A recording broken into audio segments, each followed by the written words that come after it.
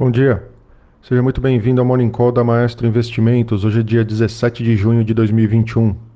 Seguem as principais notícias e indicadores para começar o seu dia bem informado. E o dólar se fortalece ante a maioria das moedas, enquanto os futuros de índice de ações em Nova York e as bolsas europeias recuam, à medida que o nervosismo com os aumentos de taxas de juros nos Estados Unidos se espalham pelos mercados globais. As bolsas emergentes, commodities e ações de mineradoras caem, ao passo que as ações de bancos avançam na Europa. Os rendimentos dos treasuries de 10 anos caíram a um ponto base para 1,56% ao ano e o índice dólar avança pelo quinto dia, fortalecendo o dólar em relação às outras moedas do globo, seus principais pares. As moedas asiáticas também lideram as perdas entre as emergentes. Divisas mais relacionadas ao real, como o peso mexicano e o rand, também têm perdas. E o mercado reage aí ao Copom aqui no Brasil, que adotou um tom visto por alguns analistas como mais duro que o esperado, ao sugerir que a alta da Selic pode ser acelerada se as expectativas seguirem se deteriorando.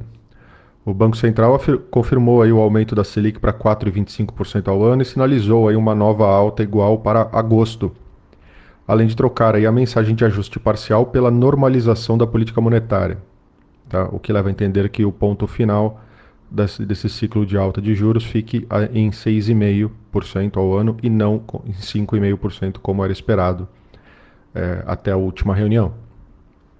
O dólar, que ontem chegou a romper aí a barreira dos R$ 5, pode ganhar alívio aí com esse Copom, assim como a curva de juros futura, tá?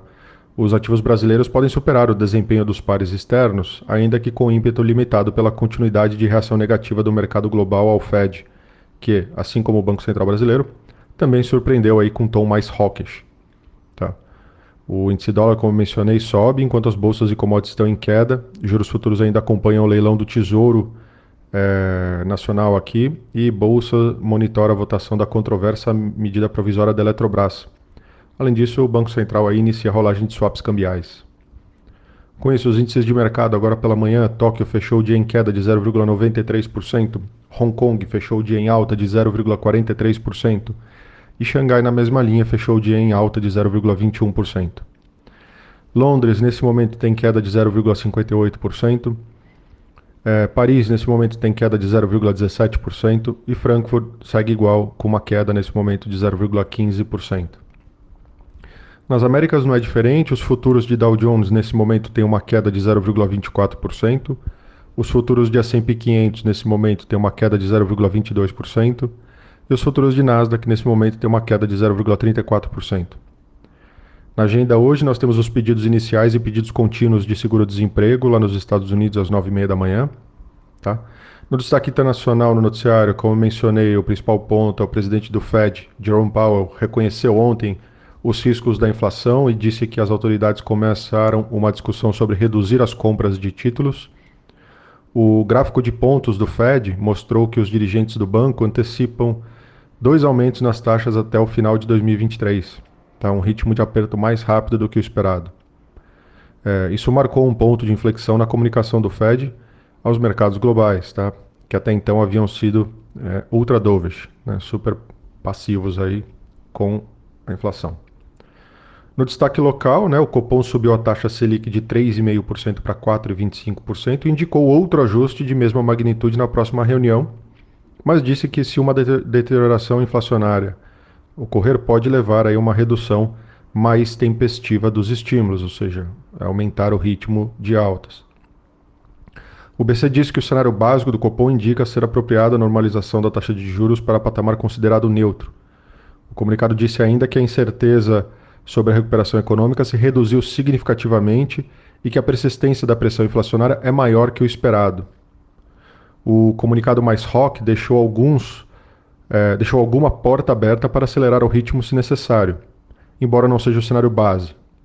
O destaque para a preocupação aí com a persistência da pressão inflacionária nos bens industriais e também ao comportamento aí do setor de serviços. No final, sinaliza aí um nível neutro ao fim do ciclo, mas podendo ir além aí para o restritivo, tá? O mercado deve elevar a probabilidade de uma alta de 100 bips na próxima reunião, mas provavelmente manterá aí o cenário base como 0,75. E ainda aqui no Brasil, a privatização da Eletrobras deve ser votada nesta quinta-feira, a partir das 10 horas da manhã. O plenário do Senado recebeu nesta quarta-feira o relatório do senador Marcos Rogério do Democratas sobre a medida provisória que trata da desestatização da Eletrobras. Tá? O texto, que está a menos de uma semana aí de perder a validade, enfrenta resistência aí da maioria das bancadas. Tá? Os parlamentares ainda poderão apresentar emendas e destaques até às 9 horas da manhã de hoje.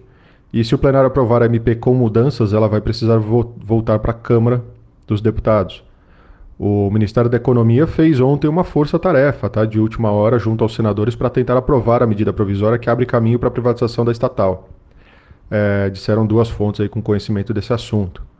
Em mensagem enviada aos senadores, a pasta afirmou aí que alterações feitas pela Câmara no texto não retiram a relevância da medida provisória. Tá certo?